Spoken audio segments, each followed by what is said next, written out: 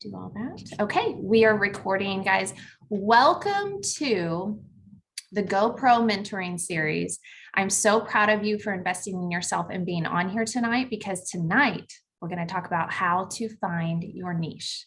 Yes, we're going to find it. It's out there. It's been waiting for you this whole time. All you had to do was pick one. So by the end of this, in the next 20 minutes, we're going to go through that. I'm going to show you some slides, some visuals. I'm a visual learner. I hope you are too. So let me go ahead and share my screen, and then we will get going.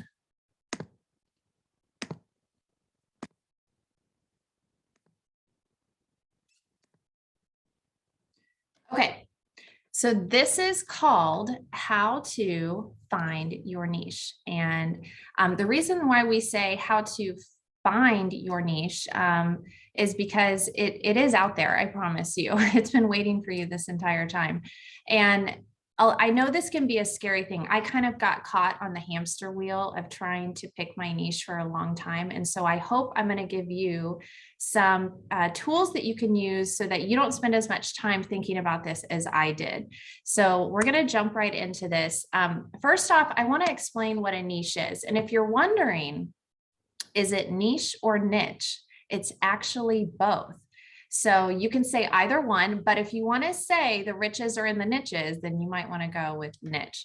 But you can go either way. You're right either way. What it is, it's a specialized segment of an industry. It's a special group of people. It's your tribe.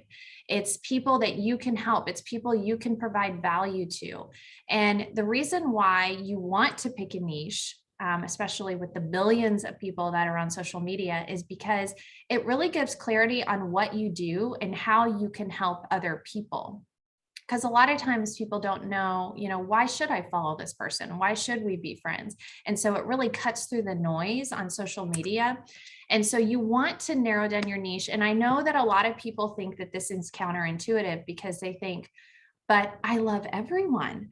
I want to help everyone. I don't want to exclude anyone. And I promise you that that's actually not helping you. If you try to attract everyone, you're going to attract no one. You want to get as specific as possible. You want to narrow your niche down on Facebook, TikTok, Instagram, YouTube, Facebook groups, all of the different platforms out there. You want to get really, really specific. The reason why you want to get so specific is because people decide in under 7 seconds if they want to follow you or not. I hope that you heard that. When people go to your page, they decide in under 7 seconds whether you're their people or not, and whether they're going to follow you or connect with you or friend request you. So that's why you want to be so specific. And since there are over 1 billion users on social, you want to narrow yourself down so that you can stand out, so that you attract your tribe, you attract your people. You want to be so specific that people are literally saying, oh my gosh, this is exactly what I was looking for. It's like you got inside of my head and knew what I needed. So we're going to talk about how to do that. And I know that you're probably sitting there and you're thinking, I can't just pick one thing. I love too many things. I love fitness. I love cooking. I love beauty. I love marketing. I love dogs. I love makeup. I know there's so many things that embody you, but you just have to pick one. Just pick one category that you're going to talk about. It doesn't even have to be the right one. It doesn't even have to be the best one. You might even pick the wrong one. I'm giving you permission to pick the wrong one. The reason why it's okay to pick the wrong one is because you're probably going to change it anyways. Your niche changes over time. It evolves over time. You may have a totally different one in 2 to 5 years anyways. So just pick one, start there, and then go from there. What you want to do is you want to pick something unique that will give you an advantage over everyone else. So I want you to just start thinking. I'm sure your wheels are already turning. I wish we had the chat option now, because I'd really love to get inside of your brain and hear what you guys are thinking. But what do people ask you about? If people pick up the phone and they're like, oh my gosh, Paula will know the answer to this. Deanna will know. If I call Deanna, she'll be able to walk me through this. What is that thing that you're known for? What do people ask you about? Because that's your niche. You may not have defined it, you may not know it, but that's your thing. So I'm giving you permission to pick just one. So this is how this is going to work. I hope you guys have a pen and paper. This is a very, very simple exercise. It's going to help you pick your niche. And it's 3 things. So number 1, I want you to write down your industry. This is where you think really, really broad. This is where you think fitness, nutrition, health and wellness, marketing, network marketing. This is very broad. Then number 2, I want you to write down the category that you are the most interested in within that industry. So what interests you? Why do you like this category? So let's say that your industry is fitness. Maybe the category that you're the most interested in is at-home workouts. Maybe your industry is nutrition. Maybe you're most interested in keto recipes. So this is where you're going to start to narrow this down. If you're really interested in marketing, maybe you're specifically interested in live content and you want to talk about that. So then number 3, this is going to where you're going to write down specific examples of your interest. This is where you're going to get out your bullet points. So this is where you figure out, what do you love to talk about? What could you create a week's worth of content around? What problems do you solve? How do you like to serve others? How do you like to help others? This could be anything, folks. And if you guys are still stumped and you're like, oh my gosh, there's still so many things, like, Breanna, you are not helping me yet. You're confusing me even more. I get it, because I was there. I was on that hamster wheel. I'm going to actually take you through, I'm going to show you examples of how people have narrowed down their niche. And so hopefully, when we, look at case studies of other people, hopefully you can apply this to yourself and see how it can apply to you. So here's an example. I want to give you an example of an industry and a category, and I want to show you how it can apply to 2 completely different niches. These are completely different, but the same industry, same category. So let's take health and wellness and oils. Now, one niche you could pull from this is millennials with anxiety and sleep issues. You could go a completely different direction and go non-toxic home products for parents of children with autism. Those are 2 completely separate niches that are very, very clear on your message and who you're there to serve, and within the same categories. So I applied this exercise to myself. Like I said, it took me a long time to figure mine out. Don't take as long as I did. When I actually did this exercise, it started to get really, really clear what I was about. So I wrote down my industry. My industry is network marketing. I wrote down the category that I was the most interested in within my industry. Where am I drawn to? I'm really drawn to other direct sales leaders. I love to pick people's brains. I love to strategize. I love to collaborate. I love to have like a think tank. And so I realized that was something that I really enjoyed. And what I specifically realized that my specific expertise in that industry, in that category, is promotions. I love promotions. I love marketing and branding and online content. It probably comes, I have a background as an event coordinator, and I love to do giveaways, and I love to organize events, and I love to make work fun, find a way to make it fun. And so I realized that a lot of other leaders would reach out to me and say, hey, how did you do this promotion? And how did you make this work? How did this turn out? And I realized I was getting those questions. And so I had found my niche without really even realizing it. So you can see how I applied this to one of my social media pages. Now, when you find your niche, I want you to kind of put this in your back pocket, because I didn't want to leave you without this. When you find your niche, like I said, remember we said people decide in under 7 seconds whether they're going to follow you or not. Okay, so you have to be very, very clear on your messages. These are going to be bullet points on your profile page. So you want to be very clear on what you do. I help blank with blank. Be extremely clear why they're there. Then if you can, share what qualifies you. Maybe you've mentored other people. Maybe you've been featured in something. Maybe you have a degree in something. What qualifies you to talk about what you're talking about? And then number 3, this is the most important thing. Don't let number 2 stump you. If you feel like you don't have a qualification, skip it. But number 3 is the most important thing. You want to have a call to action. Be extremely clear on what steps you want them to take next. Is it joining your Facebook group? Is it clicking below on your Linktree or your milkshake app? Is it, what is it? What is that next step? Is it to DM you, direct message you? Is it to friend request you? Is it to follow you? You want to be very, very specific on what their next step is. So I want to show you other examples besides just me. These are people that I follow on Instagram, and I wanted to show you how specific they are with their message. So you can see Seema, she is a brand strategy coach. Guys, there are millions of brand strategy coaches out there, but what makes her different, this is what makes her different, is she helps introverts who want to build their brand.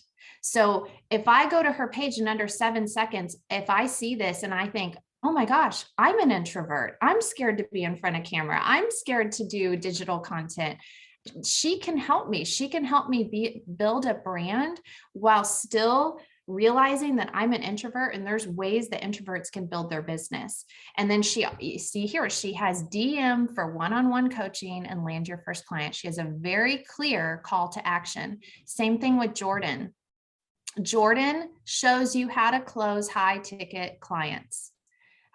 What qualifies him is he teaches sales and objection handling strategies, and he has a very clear call to action. Follow me for secret sales tips, and then also click on the link for his sales mastery. So these are very specific niches, and you know exactly why you're there and why you're following them. Okay, so here is another example. I want to give you guys plenty of examples so you can get your wheels turning. Here's another example of a health and wellness industry.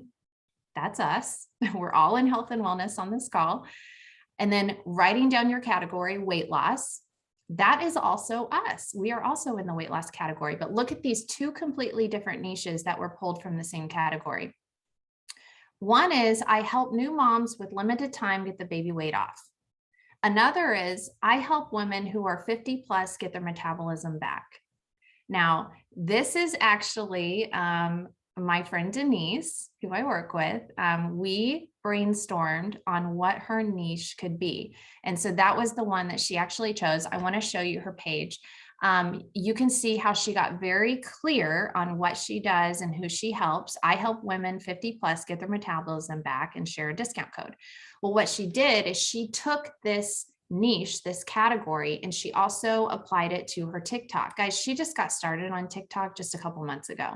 You can see she already has over 8,000 followers, and a lot of her videos, I pulled screenshots of a lot of her videos because a lot of them talk about your metabolism. A lot of them talk about menopausal. And I love what she does when she does a video. And a lot of times she'll say, if you're not a female in your 50s going through menopause, then keep scrolling, because she only wants to talk to her people. And so she actually ran the analytics on who her followers are, and it is right in her niche. It is female followers in their 50s. It's so perfect how she's targeted her niche. So she is talking to her people. These are her tribe.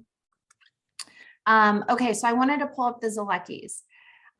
So I don't know if you notice, but their niche is having fun and making money in tacos. If you follow them, if you've seen anything that they post, they like to have fun, make money, and eat tacos. And you can see how Sarah has added that on her profile. She's a fun enthusiast. All of their pictures radiate fun, radiate their glowing personalities, excitement. This is their brand that they're putting out there. Everything is, mouth open, arms up with their kids, excitement. And if you know anything about what they post about a lot of taco stuff. And they actually, I can't remember if it was Tony or Sarah said that they get messages like, why do you guys talk about tacos all the time? And they say, well, tacos actually means money, but we can't talk about what people earn. So we say people earn a lot of tacos. And so that starts conversations with prospects. And also, guess what? Whenever people run across, funny taco memes or, taco apparel or anything funny taco related, they get sent this taco stuff because they have branded themselves with tacos in people's minds. So you can see how this can apply to anything. Don't think that you have to come up with some professional, fancy, niche that you want to find. It could be tacos. Same thing with Amber DeLoof. One of her pillars that she talks about all the time is friends. So she has people that send her friends apparel, friends cups. If you think of friends, you think of Amber because she talks about it a lot. So this is just a reminder. What you do, I help blank with blank, what qualifies you, and your call to action. Here's just 2 more examples. Social Sam, I actually do highly recommend you follow her. She has Instagram tips and strategies for businesses. I have been following her I think I started following her when she had 30,000 followers. So you can see how fast she has grown just in under a year because she is so specific in the content that she delivers her followers. So she's very clear on what she does and she's very clear on her call to action. Same thing with Virginia Kerr. She's hilarious. She delivers all video content strategies, video content tips. She's actually a former newscaster and I think she's like 45 and she kind of was like, what's a middle-aged mom doing on Instagram, becoming an influencer. She kind of makes fun of herself. And so she delivers a ton of video content strategies. Hers are hilarious. Maybe not the most duplicatable one because she does have a background in video content, but that was her thing. That's what she knew about. That's what people would ask her questions about. So what is the thing that people ask you about? Now, let me show you what not to do. This is Cat Lover Carol, AKA Virginia Kerr. This is also Virginia's. This is kind of a ghost profile that she created. It's kind of a funny meme of what not to do. And you can see she basically did everything wrong. She says she's a mama to her cats. Meowteenies are her jam. And she has website templates for sale. Well, nothing on her page indicates what she does or how she can help you. So she has these website templates for sale. Well, what the heck are they? What are they even about? So this is kind of a funny thing. If you want to jump on Instagram, you can follow this and see what not to do. But I wanted to share this with you guys. And okay, your people are out there. And if you still don't believe me, I just trust me on this. I'm going to prove it to you in about 2 seconds. And I want to show you this. So these are some Facebook groups I wanted to show you. This first one is a group where we all pretend to be ants in an ant colony. Guys, there's almost 2 million people in this Facebook group who all want to pretend that they're ants in an ant colony. It's not necessarily my jam. I don't necessarily get it. But you know what? There's 2 million people out there who do get it. There's 2 million people out there who are like, oh my gosh, this is what I've been looking for. Like, these are my people. Can you imagine if you just let somebody peek behind the curtain and really get to know you and just let your freak flag fly, just get crazy. What is the thing that you would love to talk about all day long? What could you create a week's worth of content on? No problem. Here's another one, a group where we all pretend to work at Dunder Mifflin, 125,000 members. Here's a group where we all pretend to be pieces of bread. Guys, 61,000 people want to pretend to be a piece of bread. These just get weirder and weirder to me.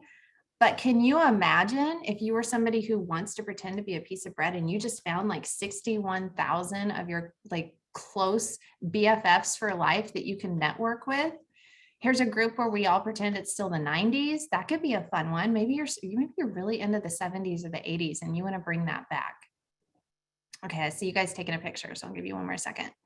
Okay, so we're wrapping up and I want to recap for you guys that I do want to say this before we recap. Guys, whenever you niche down, you can never niche down too far. You can further niche down. You can add in race, nationality, location, age. You could do creative workouts for moms in the 30s who live in the Midwest who feel like they have no time. I mean, that is very, very specific. That is, you would definitely find your specific people who wanted to be on your page if that was your message. There are over 1 billion users on social. So by narrowing yourself down, it's how you actually allow yourself to stand out. When people visit your account, they decide in under 7 seconds if they want to follow you. Do not overthink this. I will say that people that overthink this, I'm going to raise my hand and call myself out. People who overthink things, that's me. We have a hard time with success because we get stuck on the hamster wheel.